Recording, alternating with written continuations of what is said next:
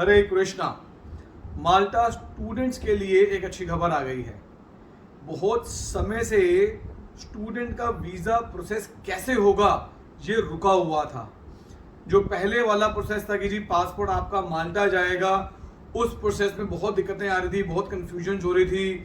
फिर कस्टम से पासपोर्ट वापस आ रहा था या फिर यूपीएस वाले ही पासपोर्ट नहीं ले रहे थे, तो lot of issues going on over there. तो ये स्टूडेंट के एडमिशन्स हो गए थे, ऑफर लेटर्स आ गए थे, स्टूडेंट्स ने चेकलिस्ट रेडी कर ली थी, लेकिन वीज़ा प्रोसेस नहीं हो रहा था। अब स्टूडेंट्स के लिए वीज़ा प्रोसेस के लिए एक अच्छी खबर आ गई है। आज माल्टा का जो आईएमए है और जो सीवीयू है, उनसे एक ईमेल माल्टा के सारे ऑथराइज्ड कॉलेजेस के पास गई है।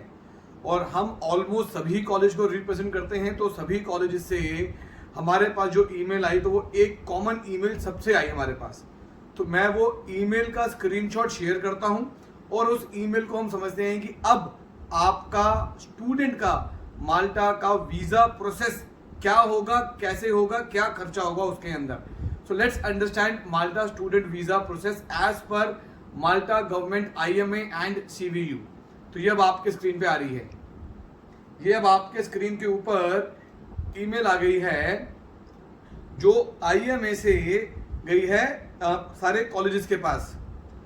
सो इसमें जो सबसे पहले लिखा हुआ है IMA/CVU। आईएमए होता है आइडेंटिटी माल्टा एजेंसी या अथॉरिटी, और होता है CVU होता है जो कि सेंट्रल वीज़ा यूनिट।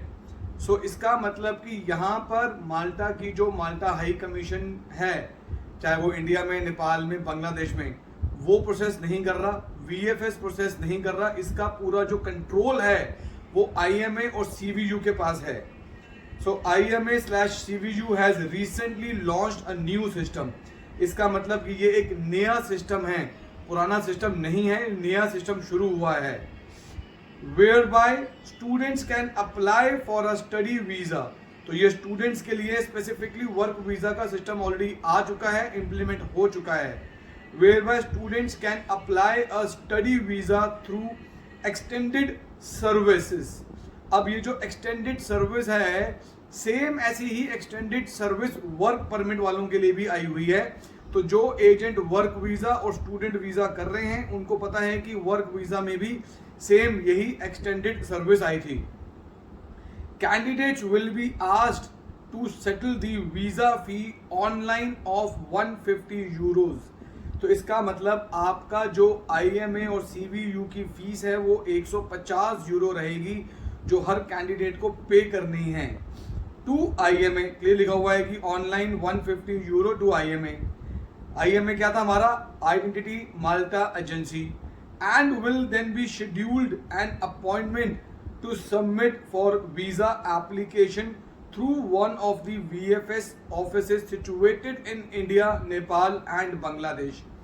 इसका मतलब ये कि हम फीस तो आईएमए को पे करेंगे 150 यूरो, फिर आईएमए शेड्यूल करके देगा हमें अपॉइंटमेंट, या तो इंडिया की या नेपाल की या बांग्लादेश की, जो भी स्टूडेंट के लिए कन्वीनियंट नियरेस्ट लोकेशन होगी।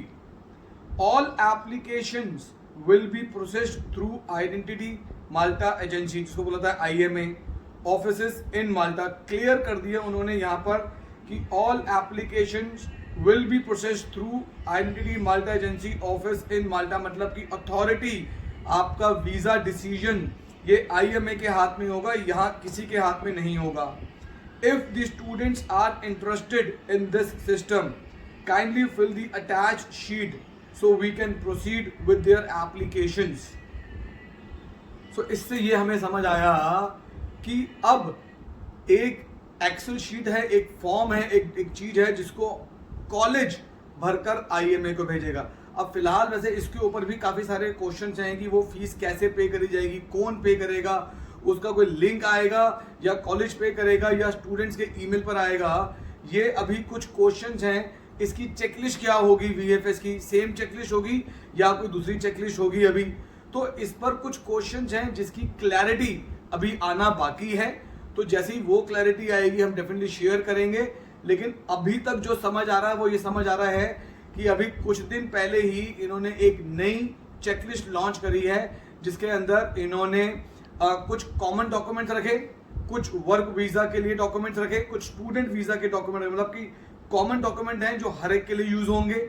उसके बाद वर्क वीजा के डॉक्यूमेंट्स हैं जो कॉमन प्लस वर्क वीजा। फिर एक सेगमेंट है स्टूडेंट वीजा का, तो common document plus student visa documents. तो चेकलिस्ट जो हमको लगता है कि यही चेकलिस्ट जो अभी 10 दिन पहले इन्होंने चेकलिस्ट इशू करी है, यही चेकलिस्ट होगी। तो चेकलिस्ट का लिंक मैं नीचे डिस्क्रिप्शन में दे दूंगा, आप चेक कर सकते हैं कि नया चेकलिस्ट क्या है।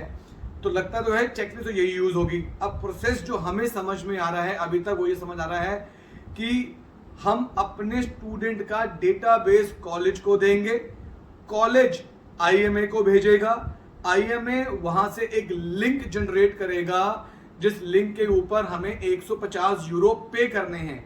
अब वो 150 यूरो जब वो हम 150 यूरो पे कर देंगे, उसके बाद आईएमए जो भी वीएफएस सेंटर हम ऑप्ट करेंगे, एग्जांपल लेता हूं कि मैं कहता हूं कि मेरे को India new Delhi VFS centre चाहिए, तो जो वीएफएस सेंटर हम ऑप्ट करेंगे, आईएमए उस वीएफएस सेंटर को भी इन्फॉर्म करेगा, आईएमए कॉलेज को भी इन्फॉर्म करेगा, आईएमए स्टूडेंट को भी इन्फॉर्म करेगा, और फिर स्टूडेंट वीएफएस सेंटर जाकर अपना बायोमेट्रिक करेगा, अपना पासपोर्ट सबमिट करेगा। अब इसमें एक बड़ा सवाल ये आता है, इंटरव्यू कौन लेगा? तो अभी ये भी क्लैरिटी नहीं है कि इंटरव्यू उनका एम्बेसी में होगा कि इंटरव्यू उनका ऑनलाइन आईएमए लेगा। मुझे पर्सनली ऐसा लगता है कि इस केस में जहां अभी वो एम्बेसी की इन्वॉल्वमेंट नहीं दिखा रहे किसी भी कम्युनिकेशन के अंदर, तो इंटरव्यू आईएमए या सीवीयू से डायरेक्ट ऑनलाइन वीडियो इंटरव्यू आपका होगा। लेकिन ये अभी तक क्लैरिटी नहीं आई है, तो मैं इस पर कोई कंफर्म नहीं कह सकता।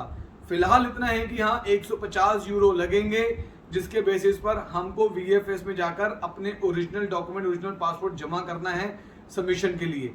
आगे का जैसे जैसे प्रोसेस हमारे सामने आएगा गवर्नमेंट ऑफिशियल से, हम वही ऑफिशियल न्यूज आपके साथ शेयर करेंगे। माल्टा से रिलेटेड कोई भी सर्विस, मैं अगेन रिपीट कर रहा हूं, आपको माल्टा में अपनी कंट्री से माल्टा जाने के लिए या माल्टा में जो रहते हैं उनको कोई भी सर्विस चाहिए, हमारी कंपनी आपको each and every service provide करवाने के लिए कंप्लीट आपके लिए रहेगी रेडी। हमारे ऑफिसेस इंडिया में भी है, हमारे ऑफिसेस माल्टा में भी हैं, सो हम आपको हर एक सर्विस देंगे। हमारे फ़ोन नंबर्स डिस्क्रिप्शन में दिए गए हैं, हमारी टीम को कॉल करें, अपने माल्टा के प्रोसेस शुरू करें। मैं Aman Shukla, I am the CEO of the company. Thank you so much. Hare Krishna.